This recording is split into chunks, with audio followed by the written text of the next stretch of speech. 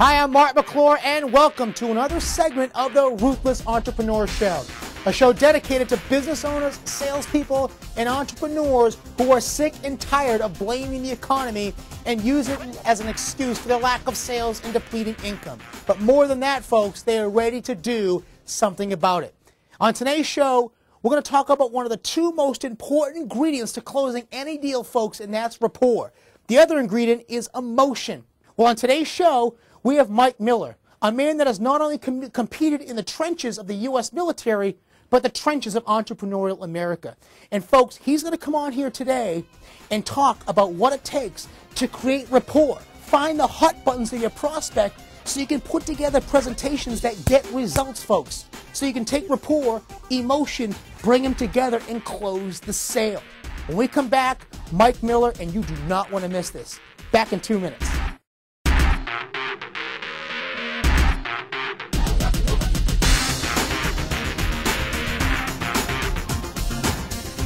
Welcome back, everybody, to the Ruthless Entrepreneur Show. And on today's show, like I tell you on every show, that's like a broken record, but TiVo this. We're going to have some great information.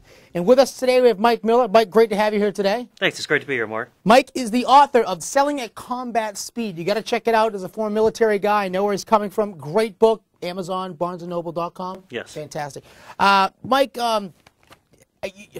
your forte, obviously, is sales training, sales techniques outside the box. Name your company's Primo Solution. Yes. How did that all begin? I know you have a military background, but what got you into the sales training aspect of it? That's a good question, Mark, and a lot of people ask me how it began. And it's kind of, I started in the industry, in the sales industry in Phoenix, Arizona, and I worked for a company for a few years. And the whole idea was, I try to evaluate my values, every so often. I think everybody should. And about 3 years into this company, I thought, I think I can do better. Mm-hmm. I think I can provide a better product, a better service to my clients. I want to be able to be in a place in my life where I can make a difference in somebody's life. So like every entrepreneur, I left that job, started my own company, and here we are. Absolutely, it's a huge change. Dictate your own income, though, through your own performance rather than the company dictating how you get paid. Exactly. Yeah. Well, I just got back from Asia, did a lot of events over there, and what I found differently in Asia than I did here in the United States is over there they're not blaming the economy for their lack of sales or lack of success, but here, these idiots, they keep blaming themselves, oh, it's the economy, and we know that's not the case.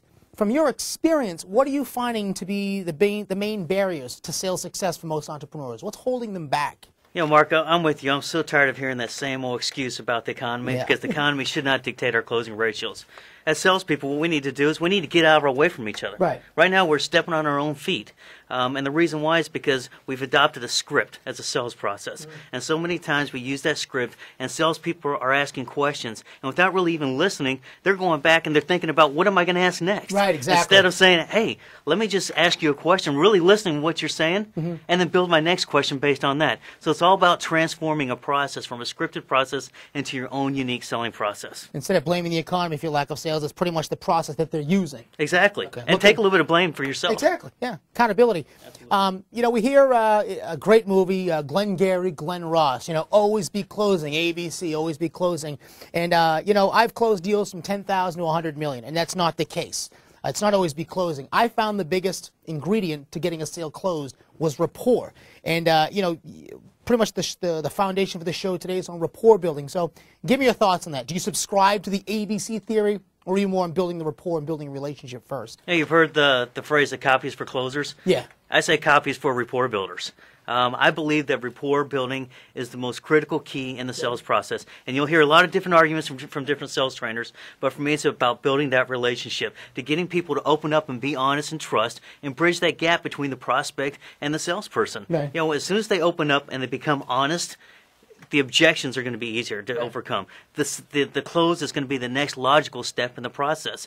But so many salespeople, probably 95 to 98%, leave out that process. They leave out the whole step of building rapport in the entire sales process. It's get right to the close. Exactly. Close. I think you can make the sale in the first 5 minutes, and it all starts with building rapport. Yeah, well, overcoming objections, closing the sale, it's a process. So in building rapport, what's a good opening question? Let's say you want to get the person talking, the dialogue going. You want to, before you start closing, create that relationship. What's some good opening questions when you finally sit down with a prospect? How do you get them talking? What's some good opening questions that you found? I got a great first question, and I got to kind of walk you through the scenario. You got the first base, which is building rapport. Yep. You have second base, this is the baseball diamond. Yep, Second base is needs discovery. Third base is the managed presentation, actually delivering that presentation, Yep. a customized presentation, and you rounding home is closing or overcome objections. Well, I have what's called the redirect, because what happens is the mistake that people make, salespeople make, is that immediately they turn into a transactional sales process. Somebody walks in and they say, hey, I want to know a little bit about this. I want to know about your prices. I want to know about this. And immediately what happens is the salesperson goes to third base and starts throwing up all over their shoes. Yes. Yep. Right? All over the So the whole idea of the redirect is to take a question, one simple question, say, I'd be happy to help you with that, Mark, but do you mind if I ask you a question first? Gotcha. What's your situation? So if someone keeps hitting you with, how much does it cost? How much does it cost? How much does it cost? What would you do? You redirect them back before you get to that point? Yeah, they want to know about the cost. Right, I'd be happy to tell you about the cost, but do you mind if I ask you a question first? What's your situation? Most people, 99.9% of the people will let you ask that question.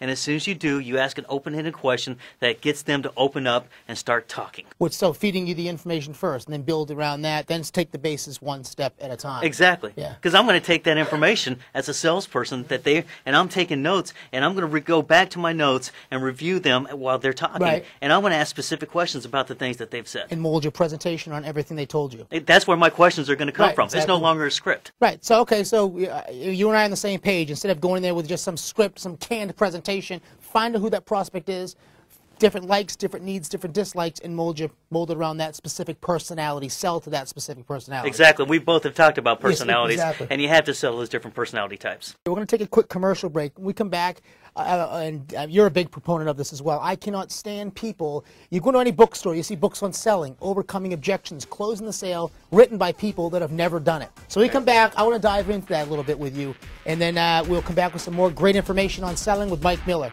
We'll be back in about 2 minutes.